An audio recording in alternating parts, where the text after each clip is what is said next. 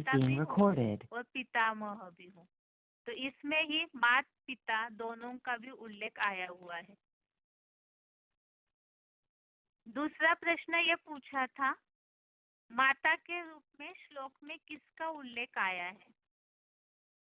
तो क्लैरिफिकेशन वाले अर्थ में इसको बाबा ने स्पष्ट किया है कि माता अर्थात कौन माता है? माताएं जो है वो पालना करने वाली होती है। तो यहाँ परम ब्रह्मा रूपा माता, तो माता के रूप में ये भी नाम आया। दूसरा प्रश्न इसी के लिए ये पूछा था कि पालना कैसे होती है? तो पालना इस शब्द के लिए ही यहाँ उल्लेख दिया हुआ है क्लैरिफिकेशन वाले अर्थ में। सच्ची गीता ज्ञान अमृत से विष्णु की वामांगी भुजा लक्ष्मी रूपा पालन कर्त्री माता। तो जो लक्ष्मी है, विष्णु की वामांगी भुजा, यहाँ ये शब्द को जरूर ध्यान दें। इस बात को समझने के पहले एक खास बात यह है कि जब आप श्लोक क्लास में उत्तर समझते हैं तो अपने सामने किताब जरूर खोल के रखिए ताकि आपको वो बात सही रीति से क्लियर हो। यदि आप सिर्फ नोट करते रहेंगे श्लोक में, किताब में अगर नहीं देखेंगे तो हो सकता है बाद में ये सब बातें बुद्धि से उड़ जाती है और श्लोक का जो सही भाव बुद्धि में रहना चाहिए वो नहीं रहेगा। यहाँ ये जो शब्द है विष्णु की वामांगी भुजा, ये शब्द जरूर ध्यान दें। यहाँ गलतफहमी से अभी उत्तर के समय किसी के मुंह से ऐसे निकला था कि वाम मार्गी, वास्तव में माम मार्गी ये शब्द से सारा भाव ही बदल जाएगा। ये शब्द है वामांगी। तो विष्णु में जो 4 भुजाएं हैं उसमें लक्ष्मी की जो निशानी है और लेफ्ट साइड की भुजा की तरफ दिखाई हुई है। तो यह विष्णु की वामांगी भुजा लक्ष्मी रूपा पालन कर्त्री परम ब्रह्मा रूपा माता। तो जो लक्ष्मी वाली आत्मा है वो कैसे पालना करेगी आकर के? तो वो सच्ची गीता ज्ञान अमृत से पालना करती है। अर्थात जब लक्ष्मी आएगी तो अमृत बांटती है, तो पवित्र है। तो उसी आधार से ही जो मूल्यों में ये पॉइंट जो हमने सुना था इस संबंधित, इसलिए विजय माला का आह्वान करने के लिए बताया जाता है। तो वास्तव में विष्णु की भुजा को चलाने वाला भी कौन है? परम ब्रह्मा है। तो वो परम ब्रह्मा जो है, 5वां मुख जो परे ते परे स्टेज में रहने वाला है, वही लक्ष्मी के द्वारा पालन कराने वाला है। तो इस हिसाब से यहाँ माता के रूप में बताया, जगत माता के रूप में। अगला प्रश्न ये पूछा था, विधाता किन्हें कहा गया है? तो विधाता अर्थात कर्म फल विधाता, और वो बताया है युधिष्ठिर रूप चौमुखी ब्रह्मा धर्मराज। अब एक कर्म फल विधाता ब्रह्मा किस तरह से है? विधाता के लिए श्लोक में शब्द आया है धाता। तो वो विधाता अर्थात भाग्य का लेखा लिखने वाला कौन है? विधाता। विधाता विधि अर्थात कानून, और ब्राह्मण दुनिया का विधि विधान लिखने वाला वो ब्रह्मा दादा लेखराज के मुख से मुरलिया शिव बाबा ने बताई। तो वो मुरलिया ही ईश्वरीय कानून है, जिन मुरलियों के आधार से ये सारा ईश्वरीय ज्ञान नूंदा हुआ है, और उसी मुरलियों के ज्ञान के आधार से ही एक एक का पार्ट डिक्लेयर होता है। तो इसीलिए वो कर्म फल विधाता हो गया ब्रह्मा, और उन्हीं के लिए बताया। और निशानी युधिष्ठिर ब्रह्मा धर्मराज, और धर्मराज भी है जो सबका एक एक के कर्मों का हिसाब भी लेते हैं। अगला इस टॉपिक में श्लोक में उल्लेख आया हुआ है बापों का बाप, अर्थात जो रेफरेंस श्लोक में उल्लेख हमने देखा था डाडे के रूप में, बापों का बाप है और बाबा है।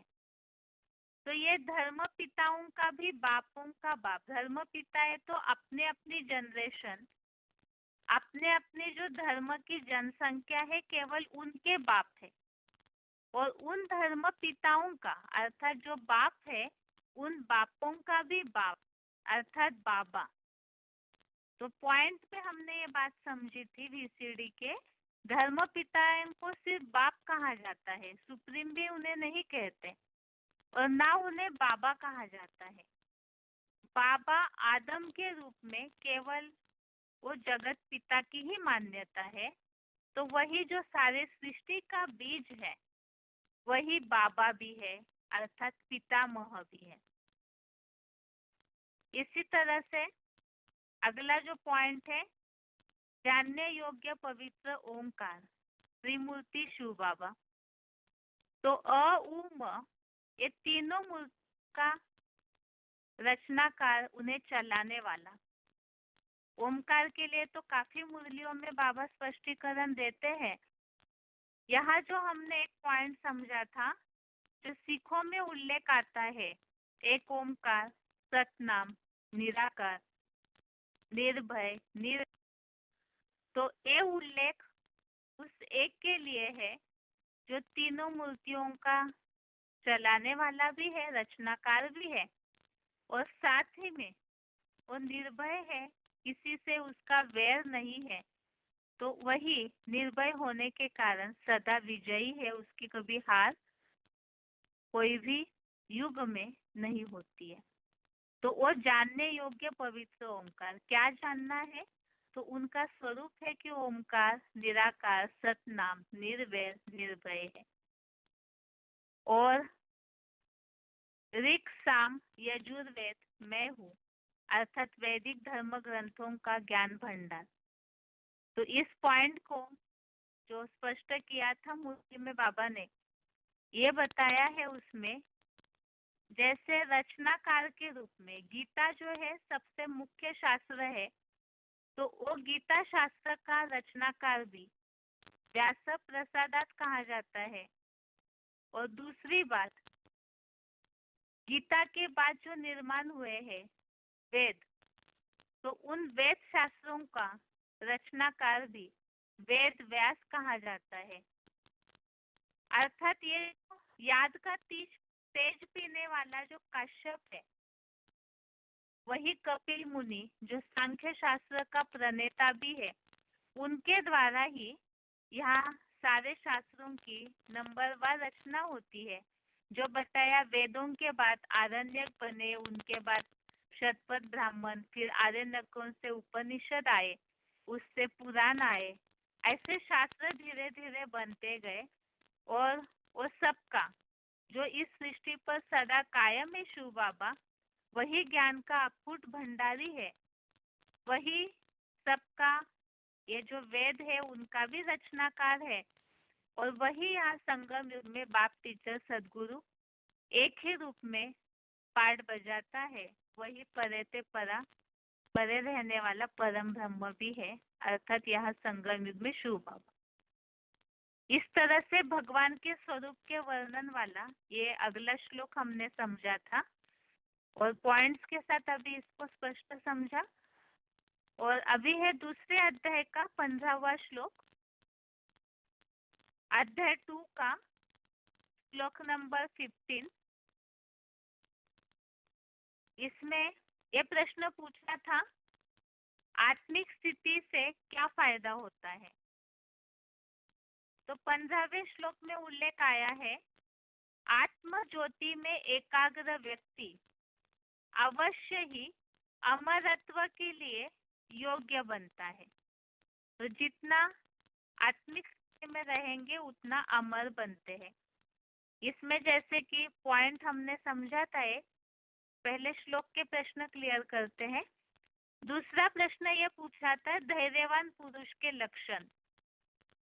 तो यहाँ श्लोक के भावार्थ में जो उल्लेख है, दुख और सुख में समान रहने वाला वो धैर्यवान होता है। और इस धैर्यवान पुरुष को कोई भी विषय भोग कर्म करते हुए भी व्यथित नहीं करते। 5वें अध्याय का जो 8वां और 9वां श्लोक है वो हमने जो समझा कि जो योगी है, आत्म ज्योति में एकाग्र अकर्ता व्यक्ति जो है योगी, यहाँ तो विशेषकर जो शंकर महादेव है उनके लिए ही ये स्पष्टीकरण है। सारे कर्म करते हुए भी वो जैसे कि कमल पुष्प की तरह न्यारा रहते हैं, तो यहाँ यही बात बताई, कोई भी विषय भोग कर्म करते भी उन्हें व्यथित नहीं करते।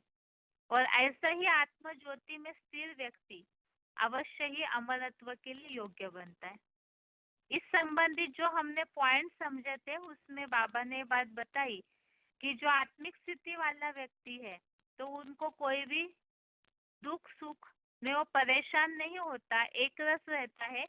और मुख्य बात यह कि ऐसे जो आत्मिक स्थिति में रहने वाले हैं तो वो विश्व की बादशाही भी प्राप्त करते हैं। और दूसरा पॉइंट जो है हमने समझा था कि यहाँ पर अमरत्व के लिए और क्या शब्द हमने VCD पॉइंट में समझा, तो अमरत्व अर्थात ही जो जीवन रहते हुए भी जीवन मुक्त अवस्था का अनुभव यहाँ ही करते हैं।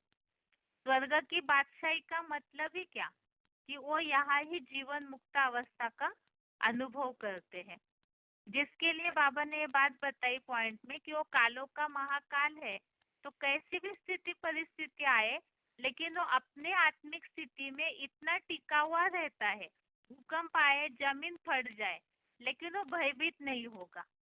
अगर भय निर्माण हुआ तो देहभान है, और देहभान के कारण भय निर्माण हुआ तो विनाश निश्चित है।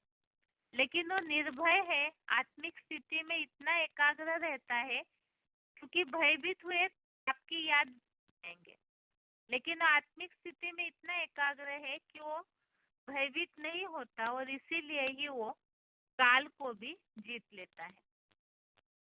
और इसके अलावा अगला श्लोक है 16वां श्लोक। इस श्लोक में यह पूछा था किसका अस्तित्व नहीं होता है, तो असत का अस्तित्व नहीं होता। और इस सृष्टि पर सदा कायम कौन सी चीज है, तो सत्य का कल्पांतकारी महाविनाश में या किसी भी चतुर्युगी में अभाव नहीं होता। तो इस तरह से ये श्लोक विशेषकर सत्य के लिए जो कहा जाता है, सत्य अजर अमर अविनाशी है, हमेशा रहता है, उसके लिए लागू होने वाला श्लोक है। और सत्य इस सृष्टि पर सदा कायम है, इसे किसने स्पष्ट किया है, तो वो तत्वज्ञानी का नाम श्लोक में बताया। कपिल जैसे तत्वज्ञानियों द्वारा देखा गया है कि सत्य का कभी भी नाश नहीं होता है।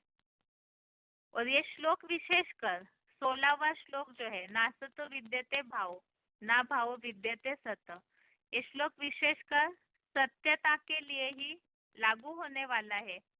और इस श्लोक के बारे में काफी मूल्यों में बाबा ने स्पष्टीकरण दिया है।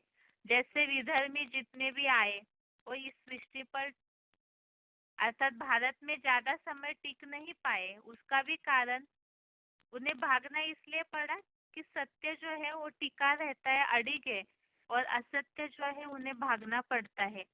ऐसे ही विनाश के समय भी जो सत्य है, आत्मिक स्थिति में रहने वाले हैं, तो वही केवल टिके रहते हैं। और जो देहभान वाले असत्य है, क्योंकि देह विनाशी है, तो उसके कारण उनका देहभान में रहने वालों का विनाश होता है।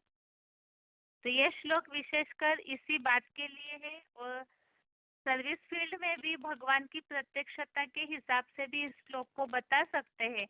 जो गॉड इज ट्रूथ कहा जाता है, सत्य ही भगवान है, तो सत्य कौन है, किस तरह से ये बात लागू होती। तो ये तो हो गए आज के श्लोक टेस्ट के प्रश्नों के उत्तर। और आज के लिए गीता क्लास यहाँ तक ही। शांति।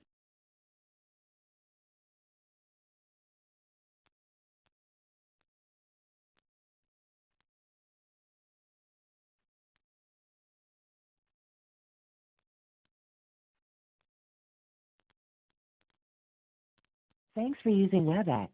Visit our website at www.webex.com.